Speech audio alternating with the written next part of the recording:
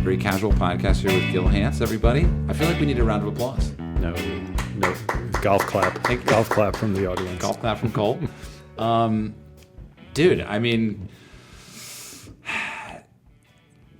we've had a lot of really cool people on the podcast. Some of my favorite people to interview are writers, I've found. Okay.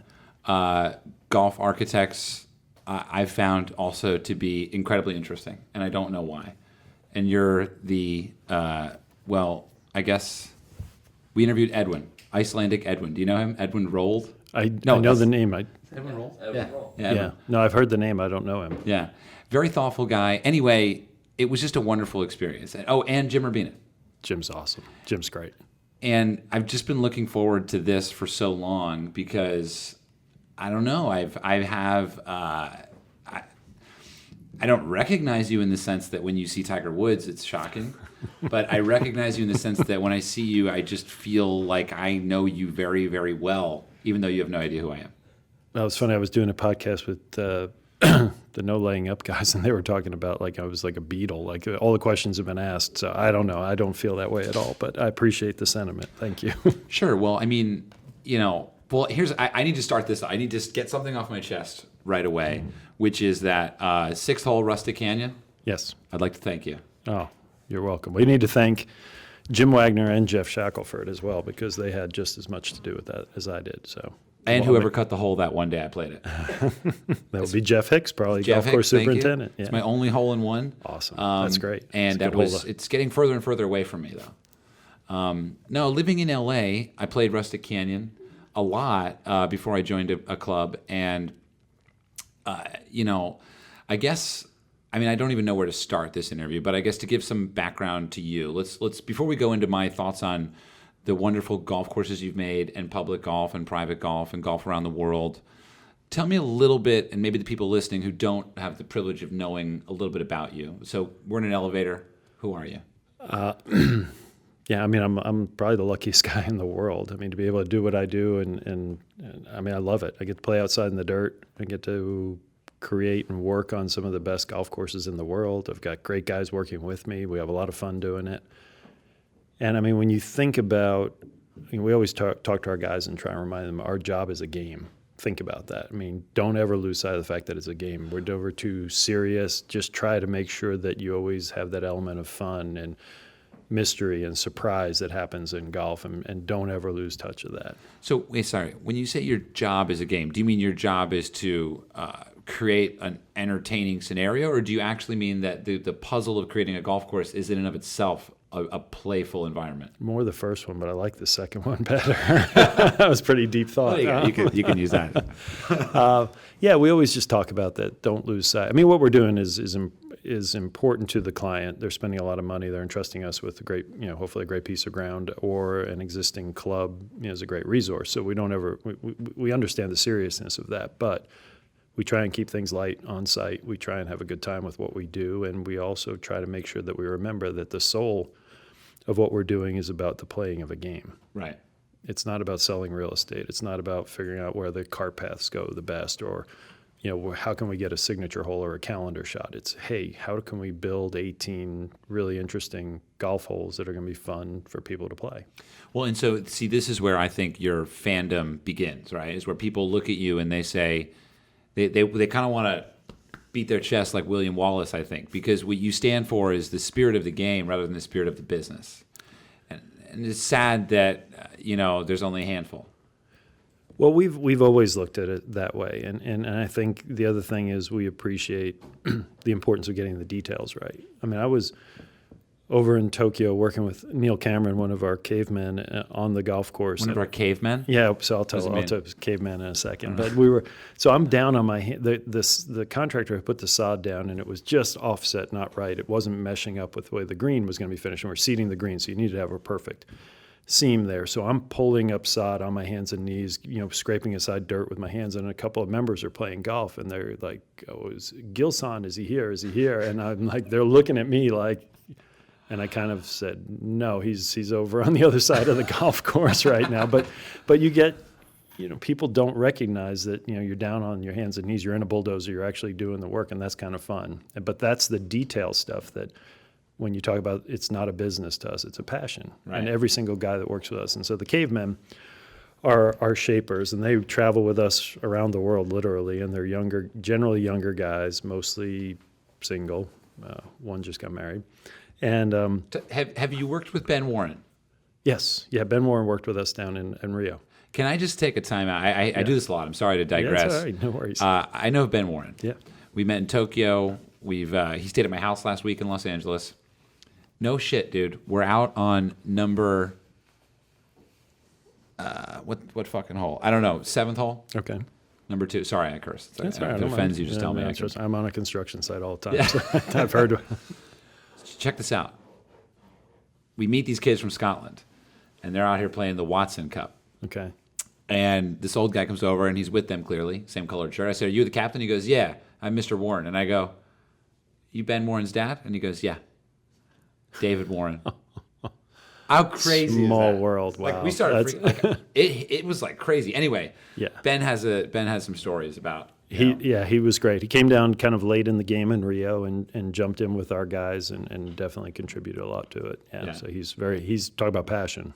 He's got it. Yeah, Ben Warren showed up to a round that we were playing at the Meadow Club with, no joke, a vinyl golf bag that had like a centimeter of dust over it, that had about 6 clubs that were each from a different decade. Wow. Anyway. That's fun stuff. So the cavemen are the guys that just move around with us. And Bill Kittleman was the golf pro at Marion for a long time, and he works with Jim and I. And it was back in the 90s. Nobody knew who we were. We were younger guys, and this superintendent hated us. Couldn't stand it because we wanted to change the world, and he was on the glide path to retirement, thinking, I just want to get out of this job in 5 years, and these guys want to put fescue on bunkers and do what, and all this kind of crazy stuff. And so every day at 3:30, he'd pack up and take all the equipment and go home. Because essentially, you probably make every super's job much harder. No, not always. A lot of what we do is actually to give them the tools to, in theory, make it easier by giving them the opportunities to have good soil under their greens, good drainage, et cetera, et cetera. New bunker liner technology. So if we do our job right, in theory, their job is it's never easy. I mean, those guys are the hardest working guys in the business. The most underappreciated guys in the business are the superintendents. So I don't want to say it's easy, but we give them the tools for their job to be more efficient.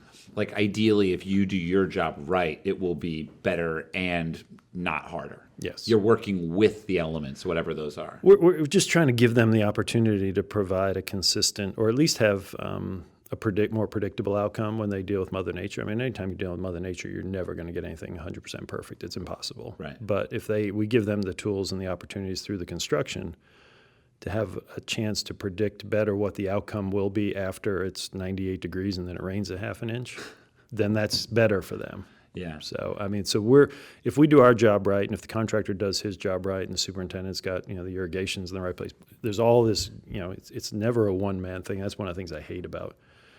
It's like, oh, Gil Hanse did this. No. Gil Hanse did maybe 1/90th of it. There were like 90 other guys out there working and that were involved in the whole process. And it really is a big team. But in every bit of media that you do, in fact, in your first breath on this podcast, it's humility, but it's also like just an honest representation of the teamwork that occurs, which is, that's really cool. It's just like you said, it's just being honest. I mean, these guys work so hard, and I was hoping Jim was going to be here, Jim Wagner, because he's a lot funnier than I am, so you'd really have a good time with him. And chances are he's going to say something really irreverent. You're saying, great. It's not going to. Jim would be way off. He'd be off the reservation with you in a heartbeat. But right. He can't make it. So it's I can't wait for the first podcast or the first interview for Jim Wagner. It should be. You guys should. Where's he based? He's based in D.C. right now. All right, let's do it. Yeah. So he's great and everything. People ask me, who had the greatest impact on you? What architects? And I always used to say, well, dead guys are Mackenzie and Rayner, and living guys. Obviously Bill Coore is a good friend and he's great. But I've come to the realization that I learn more from Jim every single day and day out. So I've been standing next to the guy that I've learned the most from for 25 years, and he's great at what he does. He's great at everything he touches. We've just been working at Marion doing a big restoration there, and he's been off the charts. I've never seen him shape like this before. I mean, the work that he did there is so special and so cool. And he was just, it's not like he's always engaged, but this was like a mission because he grew up as a fence member there. I mean, he would hop the fence and sneak onto the West Course when he was, that's his home area. Have you ever heard that term before? Fence member? Yeah. That's awesome. Colt, what the fuck? That's writing it down. That's a T-shirt, my guy. Fence membership. I just canceled my membership at Wilshire Country Club. Cool. Just be a fence member. Yeah, Just I'm a hop fence on. member now. 11th hole is where I start, guys. There you go. So he would literally jump the fence. yeah, as kids. I mean, back then the fence was probably a lot shorter. It was probably just Amazing. easier to do it. Amazing. Yeah. Okay, so So this he- yeah, is a so very he- personal project for him. Yeah, it is. And he's just done an amazing job. And it's really cool to see. It's been fun. Right. Do you mind if I unplug your headphones? Not at all. Because I just need the volume louder because I'm having a hard time hearing. Okay, so let's talk. Yeah, that's way better for me. Okay, now I can hear my voice, and I can just do your voice as you Okay. talk. 1, 2, 3, 4. What do people not know about Gil Hanse? Yeah, you should ask Tracy that question. Tracy, you want to phone it in? We got Tracy on stage right here. I don't know. I mean, a lot of people are amazed to find out that I'm a deadhead because they think I'm fairly straight and down the middle. Favorite Dead song? Birdsong. Birdsong? I love Birdsong. I don't know that song. And I was like a crazy Deadhead, dude. Yeah, Birdsong's pretty cool. And Cassidy. I really like Cassidy as well. You know what I really like about Dead songs is they have a way of making you feel like you're on a road trip. Yeah. I don't know why. Yep. Yeah, Tracy always gives me a hard time about, is this still the same song, like half an hour later? Yeah, because each song has like an arrow next to it, and it's just Exactly. 9 songs, 22 minutes. Did you go to a lot of concerts? I did when I was younger, yeah. And I've actually gone, the Dead and Company that are out there now, really good. I mean, I That's think with Bob Weir, right? it's Bob Weir, it's Bob and Mickey and Billy, the 3 members, and then John Mayer is on guitar, and he kills it. I had no idea it was with John Kills it. Mayer. Jeff Commenti, keyboard player, has been with them for a long time, but he's awesome and big golfer. Oh, really? Loves golf. Do you play with He's a good player. We haven't. We keep trying to get together and play, but we just haven't had a Scheduling chance. for you is the bane of your existence. Yeah, it's kind of hard. And then Oteil Burbridge is a bass player, and he used to play with the Allman Brothers. So it's a tight group, 3 younger guys, 3 older guys, and they're killing it. They're really rocking right now, which is good. So, are you out there? Do you use Grateful Dead or any music for that matter? Is that ever involved in the inspiration?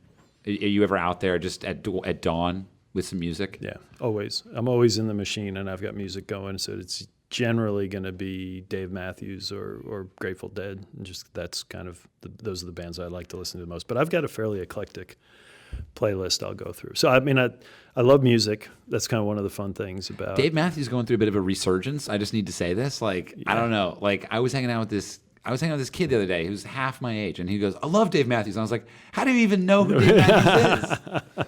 Yeah, he's getting a little bit of that. What else don't they know about me? I don't know. I'm pretty silly, I think. That's the key thing. You travel a lot. You travel what? 40 weeks a year, 30, 35? Yeah, pretty close to it. What is your craziest travel habit? You must have something really just... No, Tracy always jokes with me when I get in an airport, I walk like 5 times faster than normal. I'm like on a mission to get through. It's just like get out of my way and just the whole security. Anything I can do to expedite getting through the airport and moving. Yeah. That's my big Favorite thing. seat on the plane? Do you have a particular seat? I'm a big window guy. Window. I love looking out and trying to find golf courses. Or just look at landforms or look at clouds or whatever. Yeah, I'm not a big aisle guy. So you were always creative. You're out there. You're in a sense the most insane painter on earth, right? You're painting a sculpture out of dirt. Yeah. Like, how on earth do you get into that job? Lucky. I mean, I really was. I studied political science and history in school. Both. I'm passionate and I'm excited about both those, but that's one of those degrees where you go, okay, now what do you do? So Right. you either go to law school or you go to grad school. So I went to grad school.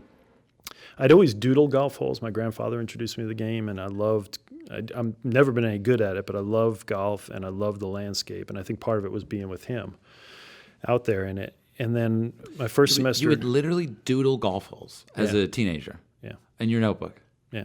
And what were you thinking? Like, because I never did that. I don't know. Did you do that, Cole?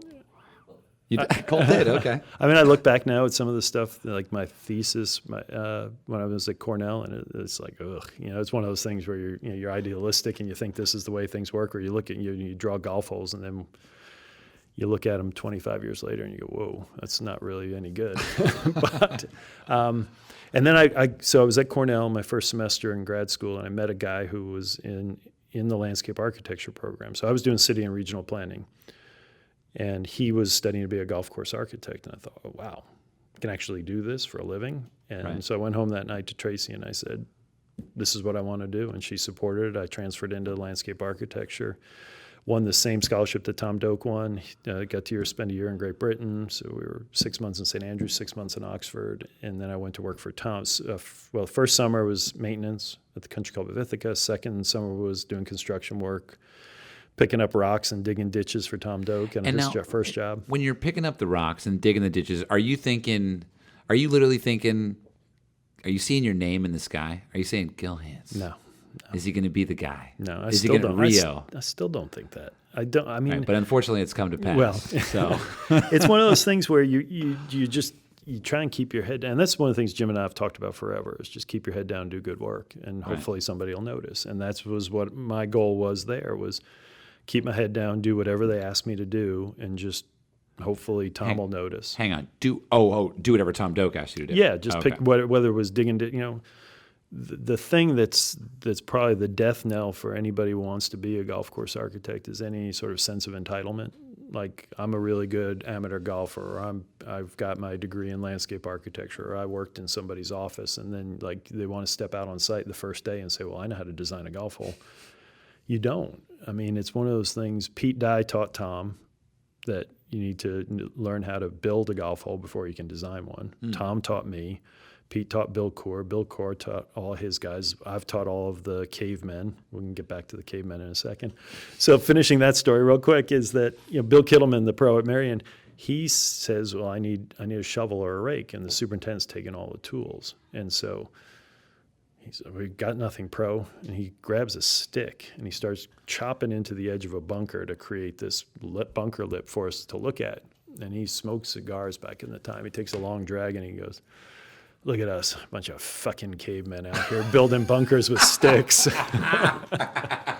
And that's where cavemen came from. And so Jim and I, when it was time to sort of organize our shapers and our construction team and the guys that are responsible for all the creativity out there, caveman was a perfect name.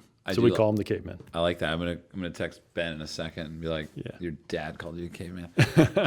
What kind of watch are we rocking here for watch fans out there? It's a Rolex, I don't know, black and blue. It's a GMT. Story behind it? Just picked it up, gift? Gift. Nice. Yeah. I like that. Yeah, it's nice. It's nice, and it's been through the wars. I wear it on construction sites. It probably needs a thorough cleaning, but it keeps running, and it's fun. Right. What? How often do you get to play golf these days? Not a lot. Although I just went through the craziest stretch because our daughter got married last week, and which was great. Thank you. It was a wonderful, wonderful day, and so we had friends and family in, so we got to play some golf, and I got progressively worse. I started out playing pretty well, and the more I played, the worse I got. But we had a good time. That's a common thing I've found. If you don't play for a week or two or three, first round, great. Yeah. I think you're in my mind, I'm focused. I'm kind of really trying. And then after a couple rounds, I'm like, all right, I don't need to focus anymore. And then it all goes to hell. Do you keep a handicap? Do you care? I do. Yeah. It's right now 12.1 is my index. Okay. Yeah. Do you, Pete Dye, not a great golfer. No, he was. He was? Oh yeah. Oh, yeah, I thought Alice was the golfer. No, Pete, I think he may have played in the U.S. Amateur once or twice. I think he may have. I don't want him to say that he won the Indiana State Amateur, but he was a good player. Well, if there's someone who's going to mix up facts and figures on the podcast, it's actually me. So I'm glad I got that out of the way. I want to talk about Rio. Yeah. So the Olympics, golf is back in after 102 years, I think. Mm-hmm. And this is now 3 years ago now. The event takes place, whatever. Yeah. A little over 2 years, yeah. And I don't know how much of the story is actually public. I don't know how much I've heard that's secret. Were you the guy from the beginning? No. There was someone else. It was there were 8 of us who competed. 8 competed. You had to propose a design. Right. And this was the most rigorous thing I've ever gone through prior to. Normally, when you're brought in, the owner has like 1 or 2 guys he's thinking about, and he may ask you to sort of give you general thoughts on a routing or this and that. This one, and this was all 8 of us. So you're talking about Jack Nicklaus, Greg Norman. You're talking Holy about the shit. biggest names in the business had to literally prepare full designs, full budgets, full costing, grading plans. I mean, they had to go through the entire design process without any guarantee that they were going to get the job. Yeah, and so this is at an expense to your company of Exactly. 50, 60, 80, 100. Well, we shoestringed it, so we were able to get where it was still a stretch for us as a smaller company. But yeah, I'm sure some of the other companies spent the numbers you're talking about. Jeez. And then they brought all 8 of us down there. We all made presentations. Individually or at the same time? 4 a day. So 2 in the morning, What? 2 in the afternoon, then the next day 2 in the So morning. you're literally there. You're like, it's like a fucking casting. It was intense. And I almost didn't make it because I lost my passport. No. Yeah. So I'm getting ready. How do you not? You know, you can get 2 of those. You can get a duplicate. Can I? Tracy, I may look at have this. I have 2 because, you know, sometimes you're getting a visa for somewhere else. Yeah. And then you got the second one. Okay. Well, I may need to do that now. saying. So yeah, I literally got into Rio. Had a 1 o'clock. Our presentation was at 1 o'clock. I got to the hotel at 11:30, choked down a sandwich and a Coke, and tried to kind of get dressed and take a quick shower. And Were you nervous? No, honestly, it was maybe the best thing that ever happened because I was worried about getting there. I couldn't think for a second about how am I going to do in this presentation? How's it going to go?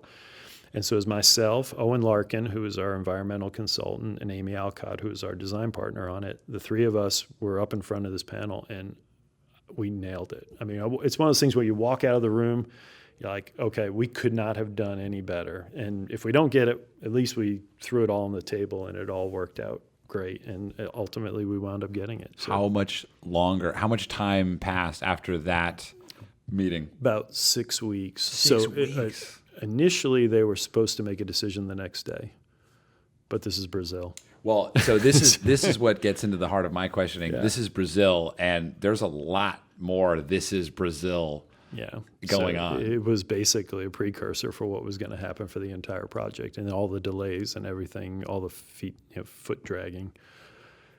Now, I don't want to put you on the spot, but there must be a story that you can at least maybe not take credit for. But I mean, some crazy stuff happened. I mean, it was borderline, Yeah, I mean, there was a lot of craziness, and part of it was Tracy and our youngest daughter Kaylee had come down. We put her in school down there, and Whoa. the longest, we thought we'd be there for a year. It turned out to be 2 years, and so after 7 months, we looked at each other and just said, we've got to, because their school year is different. So it was kind of this would have been late June, early July, which was their midpoint of their school year. So it was either we finish this out or we just send you guys go home, and then we get her to start school again in September on her normal timeline, and then I'll just commute back and forth. So that was probably the hardest part of the whole thing, was that not only had I brought myself into this situation, I brought my family into it, and Right. I lost a lot of weight. I had some stomach issues. Yeah, it was From the food? No, just from stress. Stress. And I'm a pretty chill guy. Yeah, you're even. I'm probably too old to even say that. I can't use the word chill. You can say chill. It's good. It's becoming uncool again. So you Okay, can good. say So perfect. It's a dad line now. Yeah, Hey, by the way, Yeah, you guys yeah. are chill. Yeah. So it was, it was very stressful. But it was mainly, the main issue was that we knew what we had to do, and we were not being given the resources to do it. Right. And you're just standing there going, all right, listen, this is a fairly important golf course to get done, and there is a hard timeline on this. We can't just waste time here. Is the rumor that there were some knives being used that were stolen from a restaurant to cut the sod? That's true. Can you tell me that story? So we, the landowner also owned a hospital right across the road from the site, and so we would eat lunch in the hospital cafeteria every day. Yeah, That sounds kind of grim. it was pretty grim.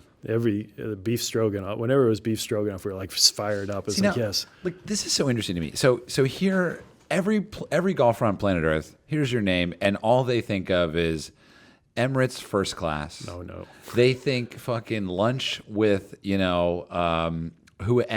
No. But here you are in a hospital eating... Cafeteria.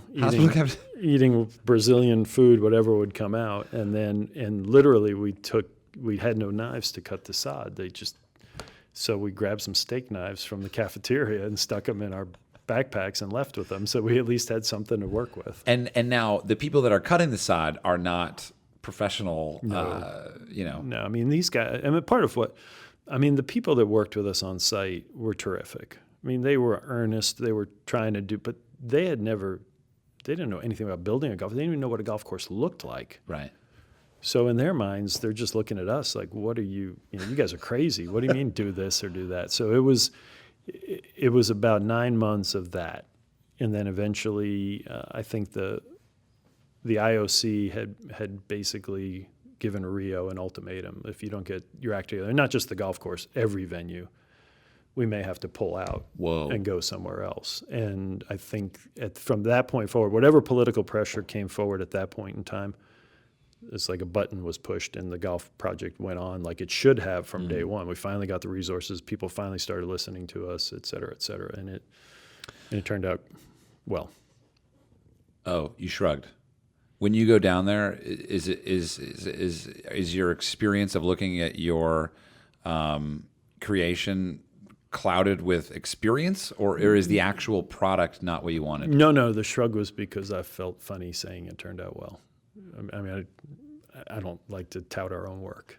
I see. So it was just kind of uncomfortable. You mean it turned out great, but a lot of people. I'm going to sound like our president. A lot of people said it turned out great. Right. Well, I've never been there. I'm looking forward to going. We do a golf travel show, and we had talked about going to Brazil because it really did make a lot of sense as far as the really interesting cultural implications of having a golf course there. But I will say that everything I've heard since, some of our shapers were down there last year and played it, and it's in great shape. I've got a couple friends who play it almost every week, and they say the conditioning's terrific. It's fine. Everything's good about it. So we're very proud of that fact. And the 2 weeks of the tournament didn't quite make up for the 2.5 years of construction, sort of all the heartache, but it was really close. I mean, to get two great champions, to have the men's winning score be 16 under, the women's winning score be 16 under, 3 men double digits under par, 3 women double digits under par, 6 different nations getting 6 different medals. I mean, it almost could not have turned out better. The superintendent, Neil Cleverly, did a phenomenal job presenting the golf course. We couldn't have been prouder of those 2 weeks and the way it went. Whoa, you just said something that has never occurred to me. Has that ever occurred to you, Cole?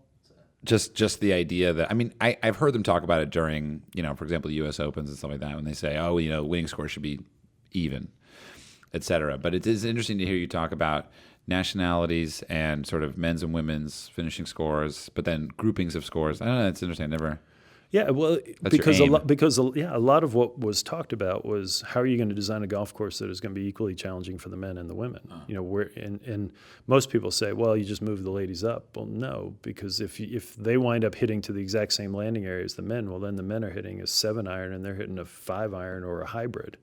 So you've got to stagger not only the tees, you have to stagger the landing areas. Well, if you stagger the landing areas, how do you put bunkers that are in play for the women or in play for the men, and how does that whole, how does everything work its way through the golf course for the two different groups? And so the fact we were able to think that through well enough and present a challenge that weighed out equal in the end was pretty cool. Let's switch a little bit. Yeah. So you are kind of, if you're a part of the X-Men, right? You got a crew. You're all kind of engaged in the same fight. You're waging a war against whatever happened in a couple decades ago. Right. You're kind of, there's this movement in golf course architecture towards the past, ironically, or towards minimalism. Like, why is that happening, or why did it not happen, or what do you think is the most interesting part about that aspect? Well, I think part of it is that when Bill Coore and Ben Crenshaw did Sand Hills, it was the first sort of prime example of what minimalism could be on a great site. I mean, Tom Doak was doing it before Sandhills, but not on a great site. And once Sandhills hit and clicked, then that led to Bandon, and then that led to all this sort of destination golf or finding great sites. For the longest time, people weren't finding sites for golf courses to build great golf. They were finding sites for golf courses to build an amenity for something else. Housing Pebble primarily. Beach. Yeah, I mean, when you look at it from that standpoint, that's where I think golf went wrong. And then you also look at, the architects of the golden era didn't have they didn't have bulldozers or, backhoes or big trucks or pans. They couldn't move the dirt. Well, Golden era specifically? Sort of from 1900 to 1930, mid-30s. Pre-steam machines. Right. Okay. And so after World War II, the golf architects at that time, it was almost a counter reaction to, well, these guys did all this stuff at very minimalism. Now look at us. We're a big country. We just won a great war. We've got all this equipment in our hands. We've got all this machinery. Let's change the landscape to fit golf instead of fitting golf to the landscape. So they were like the Pete Dyes of 100 years ago. Right, and they started that progression. And he's just characterized by... more Robert Trent Jones, I think, in that era. Yeah, I think he would probably be the primary one. And Pete Dye was a bit more of a reaction to that, building smaller, more intricate stuff, yet still artificial. I mean, it was primarily based on, stylistically, McDonald and Rayner, more angular, et cetera, and his experiences in Scotland. So Pete was a counter to the Trent Jones school of thought. And so then you get into golf going crazy, 400 golf courses being built a year, and all, every new housing development needed a golf course. And so you've got all these things leading up to a point where the tipping point, all of a sudden Sandhill shows up and people go, wait a second, we've forgotten about this. And then somebody as talented as Bill Coore and Ben Crenshaw and Tom Doak leading the way, then the rest of us kind of believe this from the start, and now we're getting opportunities like the Mike DeVries, Jim Urbinas of the world are getting opportunities to work on sites like this. And it's a function of a belief in like we talked about right at the start, building golf first, getting the soul of the game right before you worry about all the other extraneous stuff that goes along with it.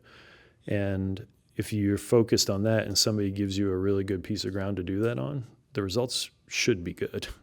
When you look at Sandhills as maybe a lesson or something, or I don't know, I never realized that Sandhills was kind of a stake in the ground on some level. When you think about golf in Scotland versus golf in America, does Sandhills have any example there that we can take away as potentially listening to this?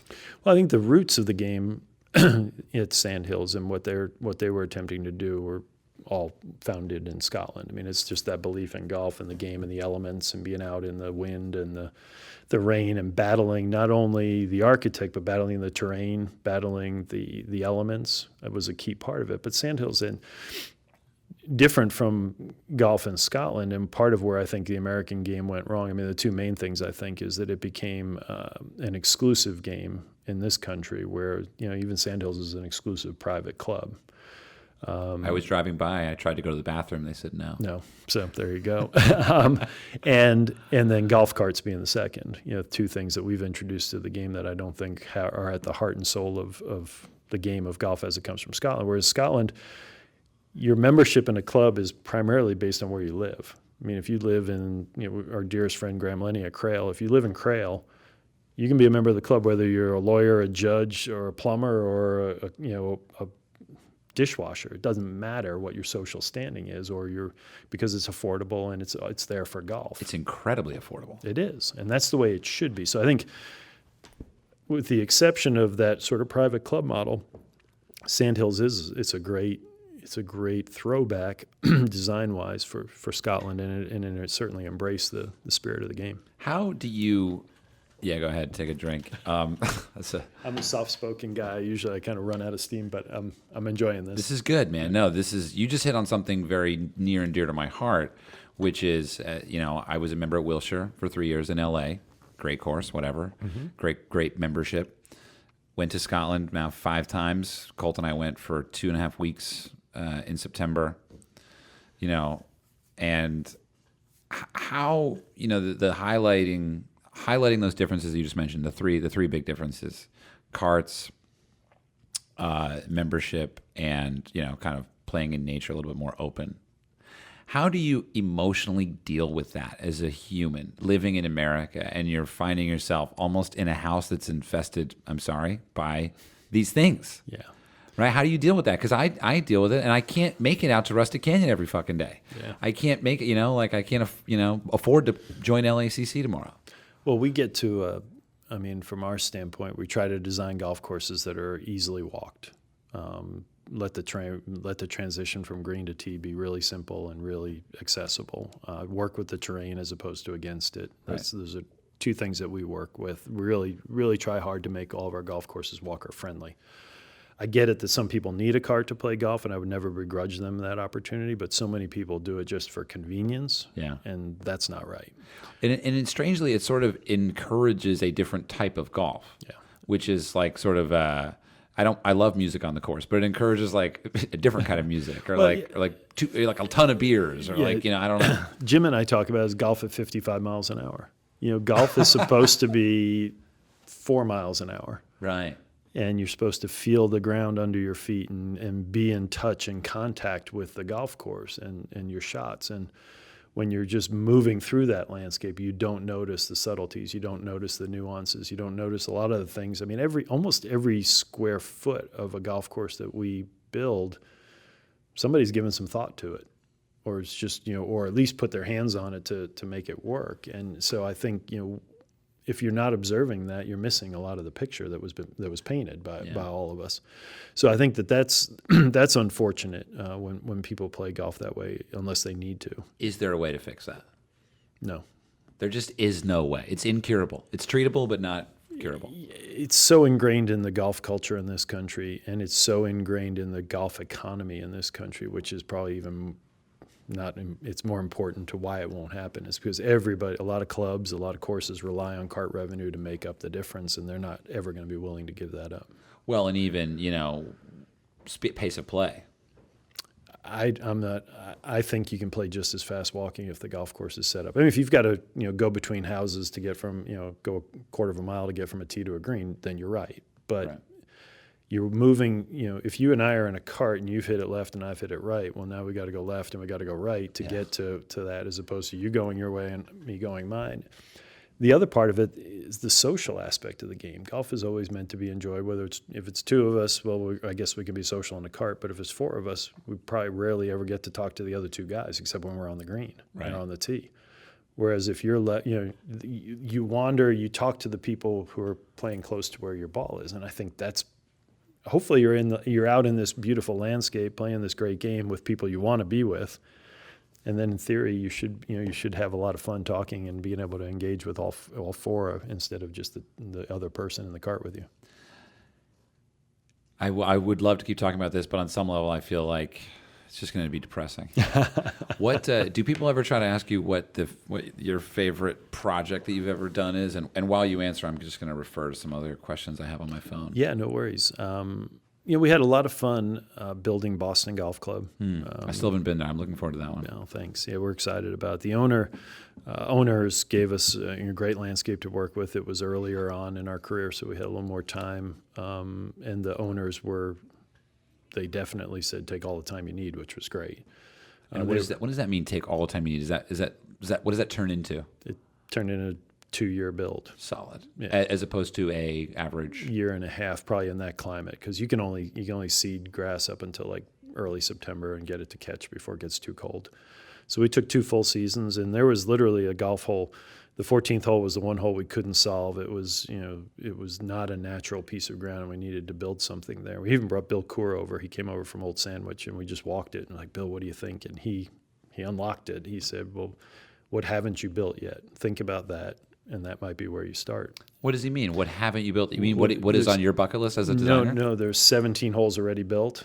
Is there anything that you haven't done yet in those other 17 holes that you would like to do on this golf course, as opposed to repeating yourself and having another short par four, dog leg left or dog leg right? And we didn't have any fall away greens. And he said, there you go. And the land all fell in that direction. So now it's a hole where you got to land the ball short and let it feed onto the green. And So, I love landing the ball short. I do too. So it was, and the owner said, listen, I don't care if we have to open with 17 holes. You got to get this hole right. We can't have one bad hole. Right. And so that was kind of when he said, take all the time you need.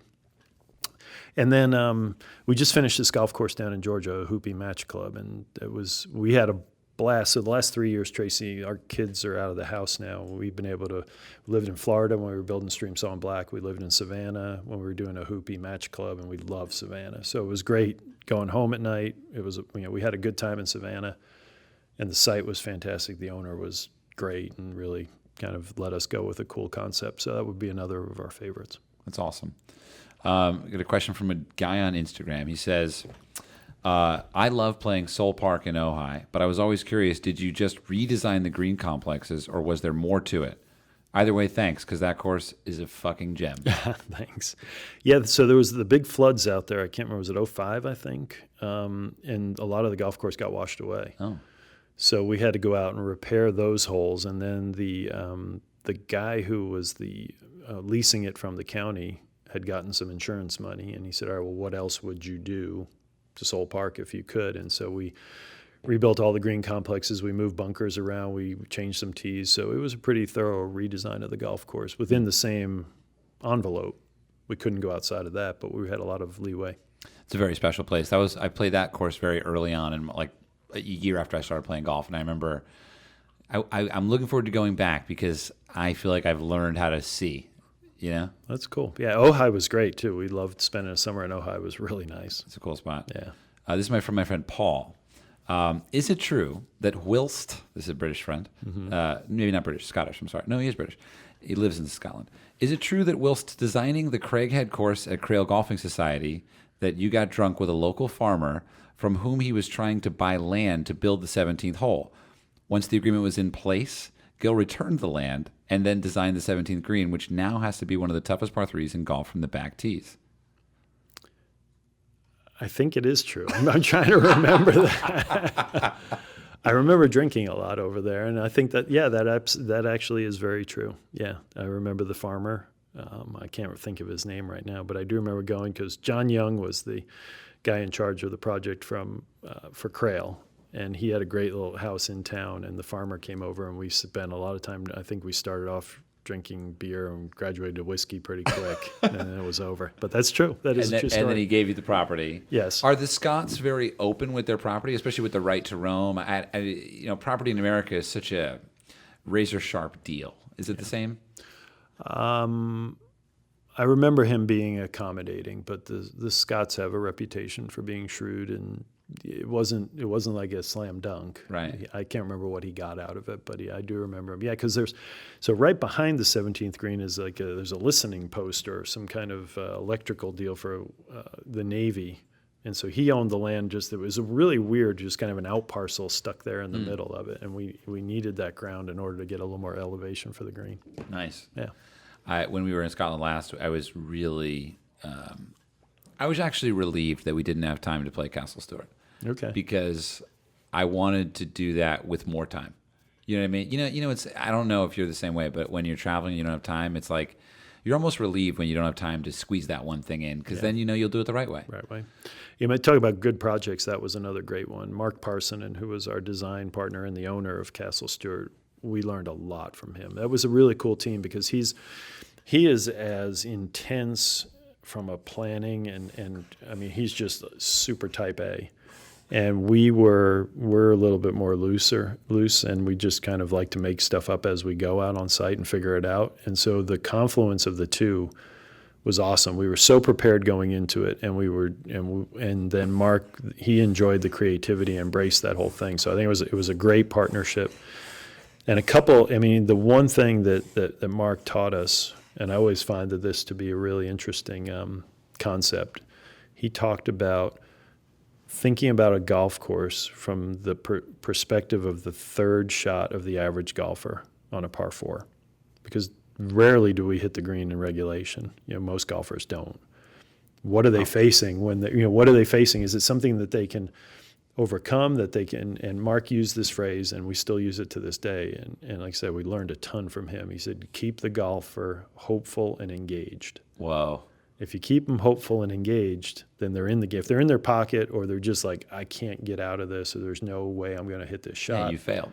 Exactly. So yeah, that's interesting. I don't want you to bash on anyone, but maybe there's a way of looking at this as a learning experience. Where do you see that not happening? I think sometimes we have to be careful when you've got a good piece of ground and you're trying to create hazards that are impactful, and you got to remember sometimes that, hey, how would I get out of this as a 13 handicap or et cetera. And so we can fall prey to that sometimes. And you've got is it 14 at Rustic where you've got the 200-yard carry to hit the fairway? Yep, yeah, you've got that. I mean, that's baller. Yeah, you got to hit it. So Bill Kittleman always said this too. The old pro at Marion, the guy who came up with the caveman. He said, you know what? Every time we talk about, he'd say, sometimes, Sonny, you just got to hit a golf shot. I love it. All right. So here we go. This is a question from John Thompson. Is that what this is? So John Thompson asks, when renovating... the basketball coach, John Thompson? That'd be impressive. When renovating a course designed by an old master architect, do you feel like you owe some deference to the original design, or do you feel the need to change things to bring an old course into the modern era? Complete deference. Okay. 100%. We will shift things, we'll shift tee locations if it doesn't make the golf course, disconnected. We talk about that compact nature of walking, and if you've got to walk 80 yards back to a tee and then walk the same 80 yards, we wouldn't do that. But if it's 25 or 30 and we can retain the original angle of play from the original architect, we would do something like that. So we'll definitely move things in order to fit them in, but it's always with reference to the original architect. If Tillinghast had a bunker 220 yards down the right-hand side of a hole, and we could move that to 300 yards now and still have it fit in the landscape and not be blind over a ridge or something, we would do that because the intent was clear that he was trying to guard that side of a hole, et cetera. But we rarely, if ever, deviate from the original plan. It's been a great model for us. It's been a lot of success. We just kind of figure out what the old dead guys did and put it back, and it works. I love it. Those guys, because they were great. I mean, we think about this, we keep coming back to that same first conversation, but it's just all they cared about was golf. It was creating good golf holes and there for the game. There was nothing else that they were worried about, and they were frequently given good pieces of ground or sometimes great pieces of ground, and they always did the most they could with it. Well, I mean, it's cool because when I feel like one of the things you've done as sort of like a celebrity chef is you've sort of been able to make the decision to say I'm only going to work on projects that have that attribute where it's all about the golf, and that's just so it's a relief. Well, we're lucky. I mean, there are a lot of guys who would like to do that, and there were probably there were definitely a lot of projects early on in our career that we needed to use as stepping stones that we would look at now and go, oh my God, I can't believe we did this, or we had to work with under these types of constraints. But you do what you have to do, and we're lucky. I mean, we're in that sweet spot now where we can pick and choose, and we can be focused on projects that we think are going to have a lot of success, or working with clubs that. Sometimes frequently we don't need to work on the best golf course in town. We want to work at the best club in town. What does that mean? A club that has a high golf IQ and gets it. I mean, they're going to allow you to pull trees. Well, yeah, that's part of the. But no, it's ones where there's going to be an appreciation for what we're attempting to do. And that doesn't always have to mean that there's a tournament or a major championship involved with that. In fact, that might even detract from your ability. Exactly. It's the places like Gulf Mills in Philadelphia, which is a quiet old club that we just are so happy to be working at. It's a place like Waverly in Portland, Oregon, that's never going to host the U.S. Open, but it's just such a cool Chandler Egan golf course in a beautiful setting, and it's a great club. And those are the types of places that we really gravitate towards. And we're fortunate to get. Don't get me wrong, we get to work at the Marions and the Wingfoots and the LA Country Clubs, but we're just as excited about the St. George's on Long Island as we are about those types of clubs. Right. Yeah, because I mean, what is your favorite part of your job? Working in the bulldozer. Really? Yeah. You absolutely. You jump in the fucking, is it a Caterpillar? Yeah, generally. Cat or a John Deere. Do you have a preferred model? Be a D5 or a John Deere 550. Why? Size is about right. You can push if you need to, but it's small enough that they're nimble enough to do the shaping. What do you mean push? Like if you really need to move some dirt, you can do it. You can move a couple tons. What do you call them? Cubic yards? Yeah, cubic yards. You can push some, or we just call it shit tons of dirt. Shit tons. You can move shit tons with a D5. So your favorite job is how does the dozer smell? Like diesel? Depends if you've got one of those like fruity things hanging from the air fresheners. Wait, do they have that in a bulldozer? Oh, of course. No way. I mean, you can if you want to. Because I'm picturing a bulldozer as al fresco. Got no windows. No, we don't do that. I don't generally do the. You have windows. Yeah, you can open the cab. Okay. You definitely can. There's air conditioning. There's heating. I mean, I was just on a bulldozer at West Hampton Country Club, and it was one from that I've been running with the same contractor since the 1990s. And I'm like, really? No upgrade? There's no cab? Is West Hampton the Rainer? Yeah. Wait, you're working there now? We restored it, yeah. When? About 5 or 6 years ago. Oh, okay. I thought you meant just like as in this. Oh, summer. no, I'm working there now. We're doing, we're working on their practice area. Dude, that place is cool. Yeah, it's a neat spot. I got shot out there without having any idea what to expect. And I was like, this course is different. Who designed this? I like to not know shit. Yeah. And they're like, this guy's Seth Rayner. I was like, this thing is amazing. Yeah. You will never find, I dare you to find somebody who plays a Seth Rayner course and goes, oh, I hated that. Fox Chapel? That may have been more because of the work that was done to it than Rayner's. Colt and I are heading there on Saturday. So Fox Chapel's awesome. Okay. Oh, I thought you meant you didn't like it. No, I'm saying question mark. I don't know. Oh no, you're gonna love it. It's a very cool golf course. It's a every Rayner course is just fun. Is he one of your favorites? Yeah, he is. And there's talk about a guy he rarely ever played golf. Everything he knew about golf he learned from Charles Blair McDonald. So he was probably like a 20 handicap or 30. I mean, he rarely played golf at all, but he got it right. I'm freaking out right now, dude. I'm just having so much fun because you fucking did Sleepy Hollow, man. Yeah, you undid the doing, and you. Well, how do you word that to yourself? Because you don't want to be rude, I know. Yeah. But what do you say? We're just trying. I mean, that was a tricky one because you had holes by Tillinghast, who's one of the greatest architects of all time, and then you had the 11 remaining holes on the main course, on the upper course by McDonald and Rayner. And so we had to sell the club to say, listen, we think converting the Tillinghast holes to look and feel more like Rayner, McDonald, and then getting the templates that were lost because they sold off property a long time ago, getting them back in was important. And they agreed. And then we just had to go to work on figuring out which holes fit where and how everything tied together. And Ben Hillard was our associate on the project, and he did a great job working with the club. And it was a cool project. We were just there. We just played there cool. 10 days ago, and it was awesome. I mean, we really had a lot of fun. So for those listening to the podcast that aren't familiar, Sleepy Hollow has the signature 16th square-ish green. You closed your eyes as I said it. I don't like the word signature. He doesn't like the word signature? No. But I just... Why not? Because then that denotes that all the other holes are not nearly as good, and I don't agree. I think there are actually better holes there. That's the one that takes the best picture. Well, and this is actually why I brought that up. Is 16 your favorite hole at Sleepy Hollow? No, I like 15 before it. I love the punch bowl right in front of it. It's so much fun.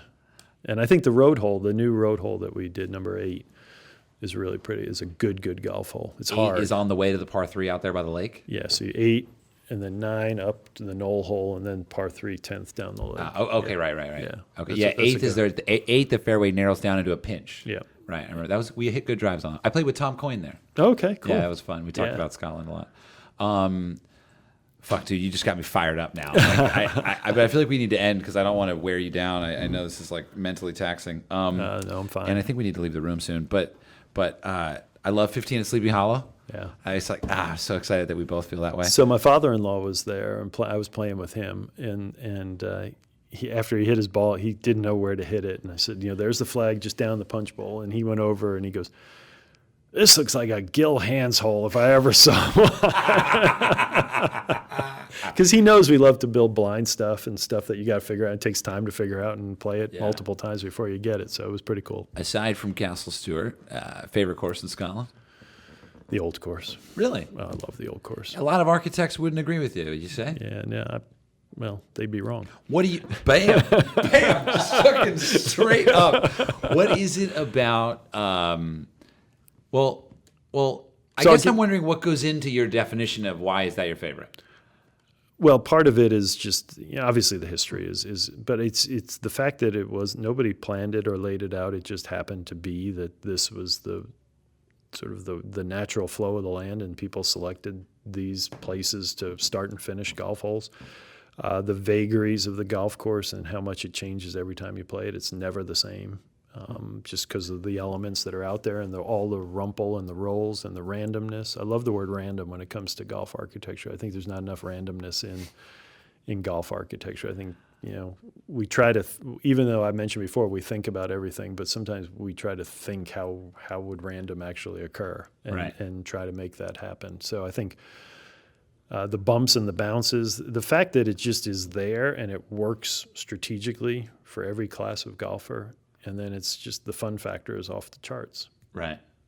But I mean, I love North Berwick. I love Prestwick. Sure. I love the funkier, quirkier golf courses. I recognize the greatness of a Muirfield or a Dornick, but the old course is always where I come back to.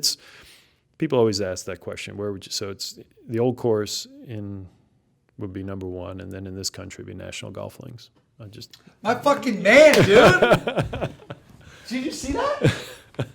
God damn. Ah, fuck. Because I'm telling you, it's about fun for me, and it's about just, every time you play National, it's just a different experience, and I always walk off there with a huge smile. Tracy always kids me. I almost get shaky when I'm going to National because I just get like nervous excitement of going out there. Because your car's going to get scraped on your way through the gate? Yeah, maybe my pickup truck is pretty close to getting scraped going. But it's that anticipation, and just every round there is magic. What have you learned anything specifically from National that you brought with you into Scale? What do you mean? Just the size of National, how it fits that property so well. The features are big, the fairways are big, the rolls are big. I think at Streamsong Black, Jim and I talked a lot about National Golf Links and the scale of it, and just how big. We had a big piece of property, and how did McDonald make National work on a big piece of property like that? Yeah, National does a good job of feeling big. Yeah, it feels massive, and what's funny is on the first hole it feels tiny. Yeah, right. First hole you're like, no problem. And then all of a sudden you're like 1, 2, 3, and you're like, I have no idea where we're going. and then you kind of poetically end up at the 9th, and you're like, oh. Yeah. It's really, we played number 2 this morning, and we did something weird where we started on 4, we skipped 9, 10, 11, 12, and yeah, well, it was because we were trying to squeeze in between play. Yeah. And I was thinking about it, fully enjoying our experience. We had a great time. But I realized something is that we missed a part, and we didn't read the entire book. Every great golf course or every architect thinks about flow and pacing in their round of golf. And when you play from 1 through 18, you see what the architect wants you to see from a pacing. Whenever you do a shotgun and you start somewhere in the middle of a golf course, I hate that. You're not like you said. You're starting in the middle of the book and then having to go back and read the beginning. And so, I think that's an important part of the overall. We played with the maintenance crew this morning, essentially, because we didn't really want to jump ahead, and so they were watching us kind of hit our shot, and it was just a fun time, and we played extra slow almost. Okay. But anyway, we've done that on course number 2 when we were living here. Yeah. Because eventually you catch up to the guys who are teeing off on 10. Yeah. So you get to the 9th hole and you have to wait for a half hour if you play too fast. So and have you played with no pins? I have. Yeah. Actually, we have in the evenings when they pick the pins out. So when we were building course number 4, I mean, it was what a great luxury to have number 2 here and have the resort, be accommodating to letting all of us go out and play whenever we wanted, but frequently. And so there were some evenings where we were just like, hey, let's go out and knock out as many holes as we can. And the pins were they were gone. Yeah. And it was just fun. It was like liberating. And almost. When you say walk out, you're the beginning of that sentence that you didn't mention is walk out of Donald Ross's house, his cabin. We had the great fortune. I mean, we've been really lucky in a lot of what we do, but perhaps the most meaningful thing that's ever been extended to us was the opportunity to live in Donald Ross's house. I mean, to have that opportunity, and work right next to course number 2 and to be, have our name associated with Pinehurst and all the greatness that goes on here, et cetera, it's a tremendous honor. Did you have any specific takeaways from being in Donald Ross's, where his footsteps were? I don't know, where he lived? Well, everybody kept asking if we saw his ghost or we want to meet, and I'm like, no, we didn't, and no, I don't. Why would I want that to happen? So, there was definitely a tingle when I'd go in the evenings sometimes and sit in his office and work on plans for our projects, and that was very, very cool. Yeah, I saw your plan in there. Yeah, that was cool. It's it was an amazing experience. And when you talk about, again, courses that are fun and the Cradle, we're going to go play the Cradle here in a little bit. That was a blast. Yeah. Talk about liberating and not worrying about shot values or how's, the drive going to land and what's this, blah, blah, blah, and is this green receptive to a 4-iron?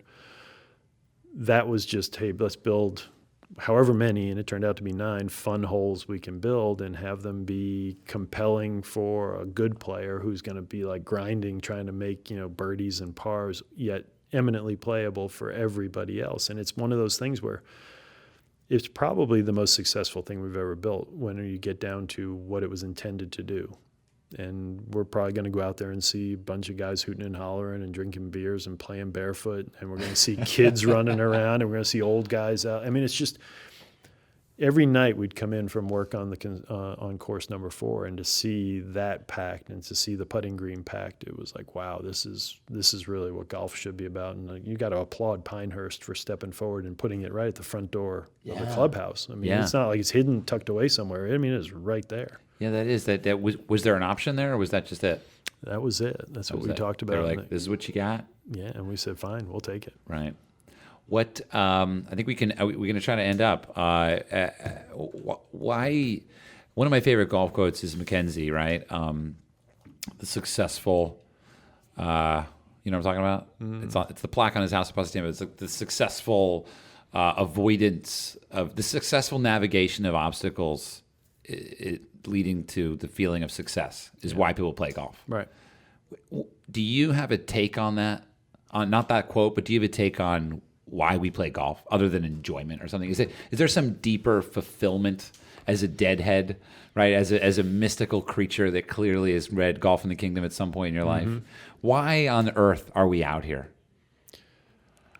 I do believe that it's the it's the closest approximation we have to any sport. I don't mean killing things, but sport where you're in nature, and you think about the landscapes with which we play in this game are so varied and so diverse, one from the other to the other to the other, which doesn't exist in any of the games that we play. And I think it's that sense of conquest and overcoming hurdles in what is universally regarded as a beautiful setting. You heard that even people, non-golfers, don't ever say, oh, golf courses are ugly. They was like, yeah, they're beautiful. I don't agree with the water and fertilizer, but they're beautiful. And I think you get to that point where there's just so much beauty out there. And if the golf course is properly maintained and properly designed, there's just this magical thing that occurs. And every night when we turn off the machines and there's the sun, the angles are right, and it's quiet, and you get to reflect on what you built that day or what you created, that's the most magical time for us as designers and shapers. And just, I can't tell you how peaceful that is. You're sitting in a machine that's just vibrating and violently pushing earth and ripping into the ground all day long, and you're then trying to finesse certain things. And then when you get off, and that quiet is just, it's the most beautiful thing. And seeing, if the light's right and the day's been a good one, there's nothing better in life. So going back to what we said earlier, kind of about which game were you referring to, the game of golf or the game of making golf? Because for me, my experience as a filmmaker is I love playing golf, and I always did. When I only started recently, but I fell in love with it madly. But then I found that I actually had more enjoyment out of filming things around golf. That was for me almost like that was the real trip for me. Yeah. Is that the same for you? Like if someone was like, you can't design golf courses anymore, but you can play Pine Valley, Augusta, Cypress. You can play your favorite 50 courses every day for the rest of your life. I feel like you would say no. I feel like you'd rather create the way you do. Yeah. Yeah, there's something really special about that. But it's within the context of the golfing fraternity.